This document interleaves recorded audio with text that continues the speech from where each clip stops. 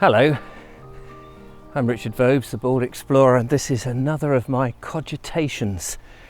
Today I thought I'd come and do a bit of thinking while wandering up towards Cissbury Ring. I haven't been up to Cissbury Ring for a while. Cissbury Ring, of course, is famed as an Iron Age hill fort as well as a Neolithic settlement, or, well, more of an industrial flint mine in that sort of period. I don't actually know when, 3500 BC, something like that. Anyway, that's just up that away, and behind me is Findon Valley, which you can only just really see the beginnings of the bungalows which sprawl down the valley, and then beyond that is Salvington Hill. Anyway, a little bit of geographical placements there. So it's a bit of a grim day today, so I'm just filming on the GoPro, and this is not really about the countryside, but it's a cogitation. And today I'm thinking about, let me pressy, you know what I mean. Let me start by saying I've been reading a fair bit of H J Massingham, who was a writer of the 30s, 40s and 50s, and he wrote on rural affairs quite a lot of the time. And he, back then, was very much in touch with country folk. Sorry, is that a mark on the camera? No.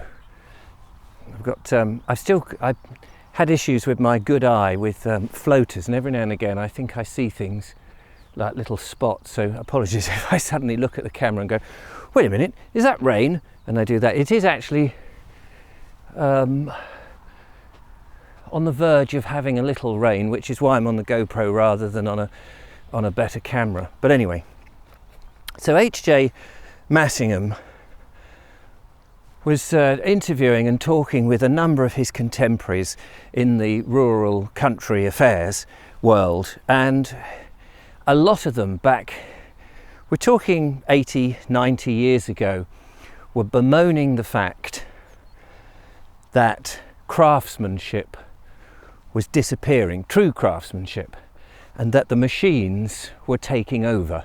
And of course, here we are in the 21st century, and we know how much now is automated and done by machine. And I was reading this, fascinated by the worry and the frustrations that many of the craftsmen, you know, people like wheelwrights and blacksmiths, people who were making things with their hands, and bemoaning the fact that so much of objects now are being mass produced and no longer made by a craftsman throughout the whole process. And I completely get that. I completely understand that things are no longer bespoke, for one thing, and that a craftsman's love has been put into that object. Not only his craft and his skill, but also his blood, sweat and tears have gone into an object which might be a chair, piece of furniture, something that you would have around the house. And I was, get a better view now, I was wondering, and yes, it is a slight sprinkling of rain on my bonce. A lot of people out walking their dogs. This is a very popular place for people to exercise their dogs, and you do see on the floor quite a lot of poo fruit. You know, dogs' doings that have been put into plastic bags and then abandoned. I would rather they just left the dog's doings rather than putting it in the plastic and then leave the plastic bag on the floor. It just seems even more a way of polluting the atmosphere.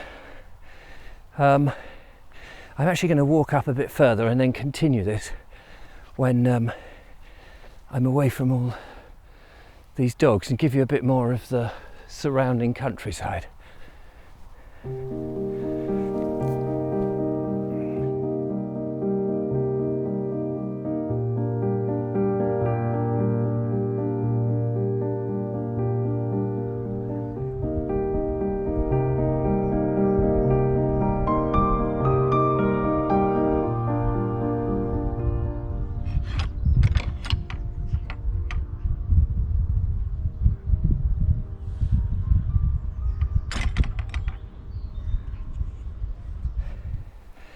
if you want a bit of exercise, just clamber up the hill to Cissbury on the steepest faces.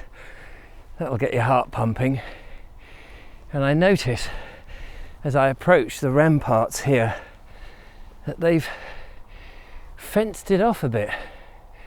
I hadn't expected that. And what I find interesting, because you used to be able to walk around this, it's very odd. They've now put a fence so I can't just walk onto the ramparts. I don't know how long this fence has been running here. It's a bit irritating. Now, I was hoping to go that way around. And of course, I guess that makes you assume that they're worried about, people wandering over the ramparts too much. And you think actually it's only in the last 80 odd years that people have taken an interest, since I guess the 20s really, 100 years then, an interest in our accessing our monuments, our ancient monuments, and of course a lot of tourists will have come round and they'll want to protect them. I understand that, but these things have been in existence for, well, I suppose 1,000 years, maybe not 1,000 years, maybe 800 years since the Iron Age, and people would have been living in there with huts and things and farming. They weren't too worried then about the amount of people wandering around it, so they have endured a hell of a long time. Anyway, that's not the main thesis of my video today. My nose is now running as a result of coming up. So yes, craftsmanship.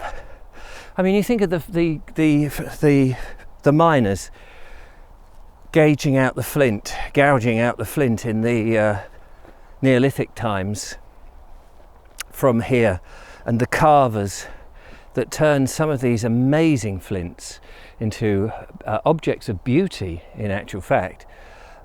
Real craftsmen. There must be very few people that can do that now. Excuse me, sniffling. Can't get in. Where is the entrance? I think it's around here a bit. But in our time, for hundreds of years, for a couple of millennia, craftsmanship has been the way people have done things. The machines have now have replaced people, and instead of having people who have made those things from beginning to end, you have people who are minding the machines that make those things. So as I said before, these things aren't bespoke anymore. You don't buy something that is individual, that you can go back and go, this was made by this person, this one individual anymore, and have a certain pride in that. That it's just made by a series of machines, and very often, not always in the same factory. Machines are making various parts of those things all over the blooming place. And how much pride and joy do you have in that? How more disposable does that object become? How less personal?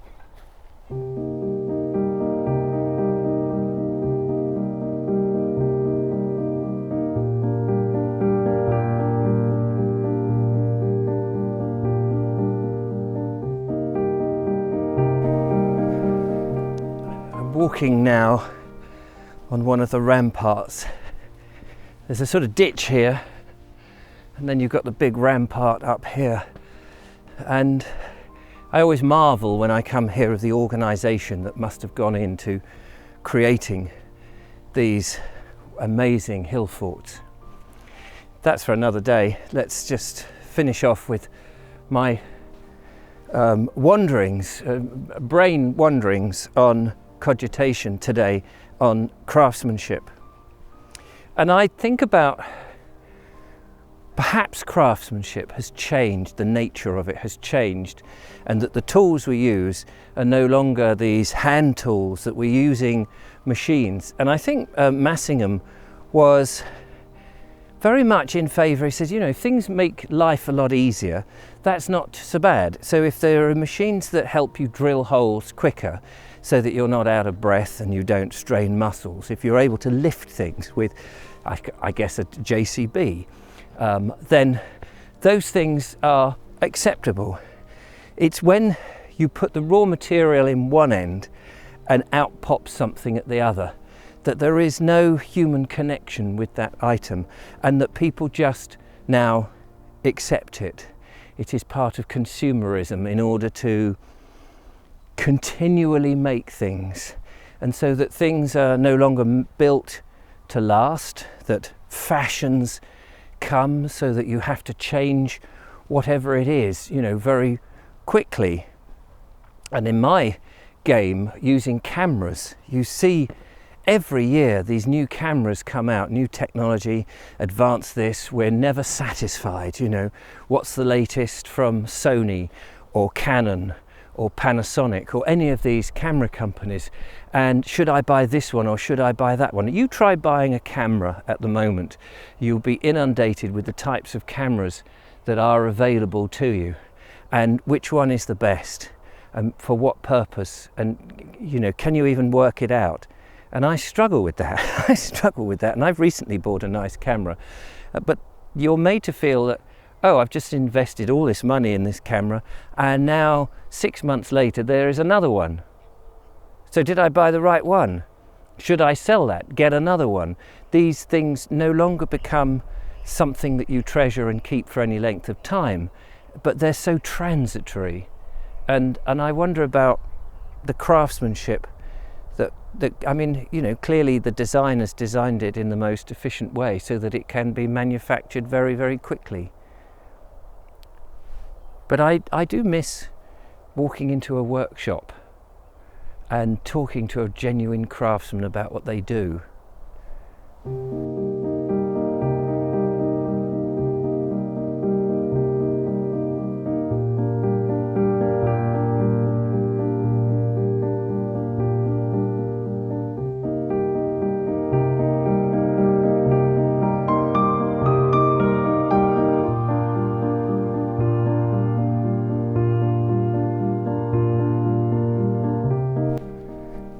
Coming down off the ramparts now. This is only a very short little walk for me today. I'm hoping, we've got some sunshine coming up in the next few days, so I'm hoping to get out with my decent camera and try and bring more of the heritage landscape and nature to you in a more vibrant way. But just thought I'd get up here on top of the world, which is always lovely. In fact, I'm just going to go this way a little bit just to get a bit more rather than go straight back to the van. Craftsmen, artists, are they one and the same? It'd be interesting to know your views on that. Are craftsmen artists? Are artists craftsmen? How do you split the two? Where is the difference? Is it the same with art? I remember listening to a programme on Radio 4 some years ago about Damien Hirst. I don't know whether this is a true process, maybe somebody can tell me, but apparently he comes up with some art and then other people finish it off for him.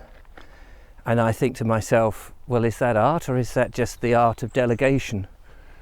Is that manufacture?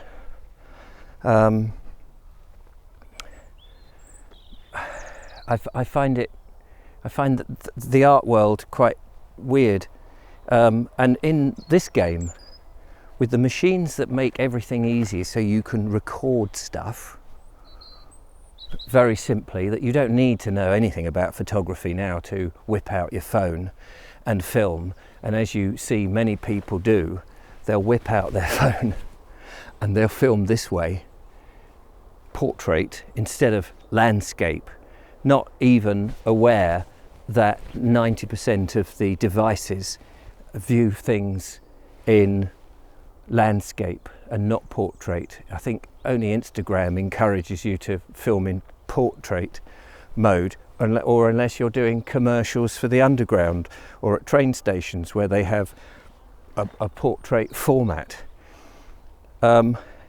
But you don't need to understand the rules of photography, even aesthetics. You can just switch the device on, as I have today, and make something. Is it art? Probably not. Is it a craft? Probably not. But at one point, you needed to understand all those things in order to do it, in order to have a picture. You needed not only to know how photography worked, but you needed to know how to develop that onto a piece of paper, how to develop the film and then use an enlarger and project the image onto paper, photosensitive paper, and create a print. All of that's gone and everybody can do it. Does that take away something from that print then when you get it?